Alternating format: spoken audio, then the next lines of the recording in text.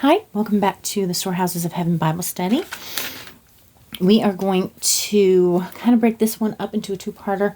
I already tried to do a video and it was a bit too long. So we're going to do Genesis 4, verse 8, probably through 12.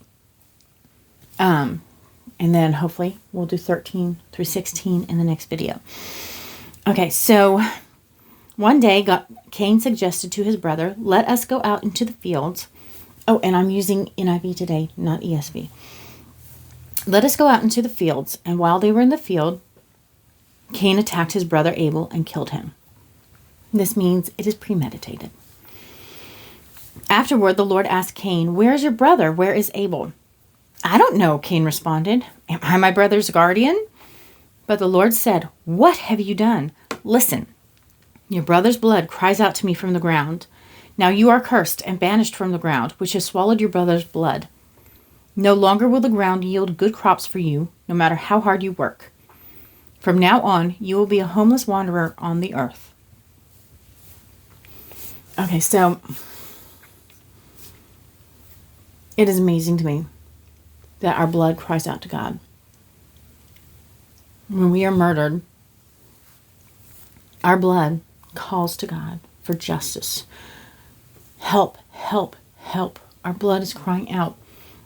God hears it. He sees it. He knows it. He will not let murder go unpunished, undisciplined. He sees it. He hears it. He has compassion on those whose lives have been lost. Every child that has been aborted, their blood cries out to God. Every innocent person who's been killed, every senior citizen who's been snuffed out quickly, or even slowly, but prematurely, every person who has been hit by a drunk driver and killed, every person who has been given drugs and overdosed in a place where nobody's ever known, nobody's ever seen. God sees that person. When a person takes their own life, God sees it. Their blood cries out to God from the ground. Help, help, help.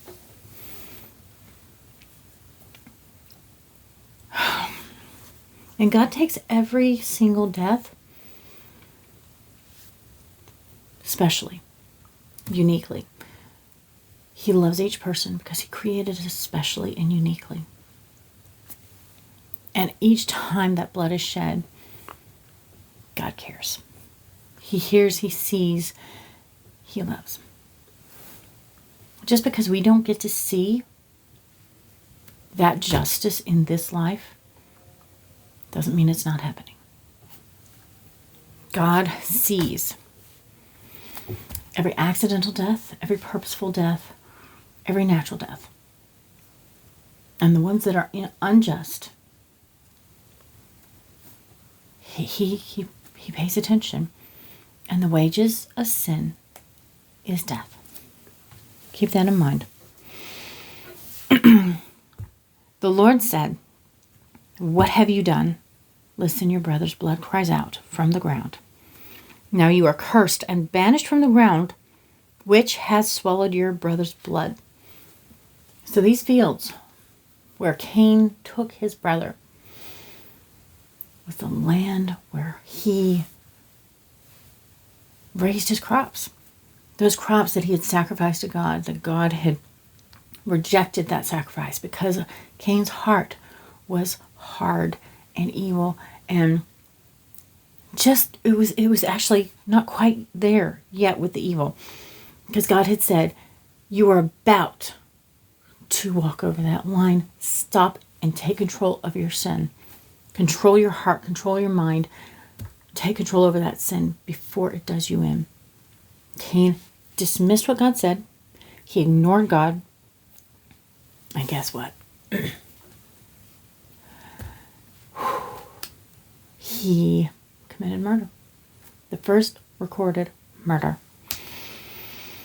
And the curse was that the ground is no longer going to give Cain any kind of good fruit.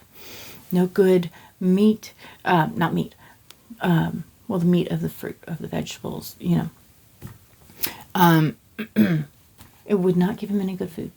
He would not be able to raise the crops as he desired, as he loved to do. This was his passion. This was his life's work. This was everything for him. And now he's been kicked out of that land. He is a homeless wanderer on the earth. So Cain was a homebody at this time. He loved to snuggle up in his bed with a great big fluffy blanket, probably made from the crops in his field. Probably some cotton or some flax or something like that. And, snuggle up with his family. And, well, at this time he didn't have a child. He had a wife, most likely, as we will read in the next few verses. And he just wanted to spend time with his wife in their home and to tend the ground. And God always disciplines us where our heart needs it the most, as a reminder for us to listen and obey. Now, this is still before Jesus, before the blood sacrifice of Jesus. So this is not even for the Old Covenant, the Old Testament promises. This is more of the world as babies, and so there is no blood sacrifice that could satiate in this time. Or if there is, we're not told of it. So we are going to stop and see in the next video how Cain's response to God is about this curse. So remember, Adam and Eve sinned.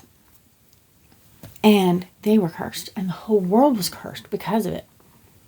And now their son sins. An even worse sin. And he is the only one who gets disciplined for this one.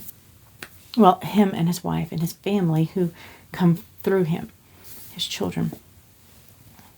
So, the sins of the father, they do go down through. And generally, as the sin progresses through the bloodline, it tends to get worse and worse until you surrender and submit to the Lordship of Jesus Christ in your heart. Back then, Jesus was not in flesh on the earth. His sacrifice did not happen. So they could not call on Jesus as we know him now. Jesus was part of the Godhead back then. He was at the beginning of time. He created the earth.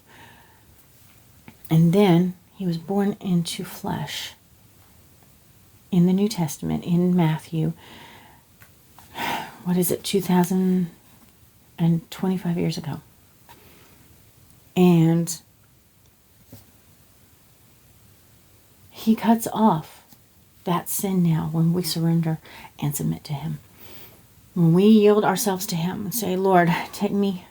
You are my Savior. Lead my life. Help me to walk out your purity in my life. Renew my mind, renew my heart, renew my whole being. And then we follow Christ, and we do that because there's salvation and then there's not living it out. They will know that we are God's by our deeds, by our love for one another. And as you can see, Cain had no love for his brother at this time. So, I'll see you next time.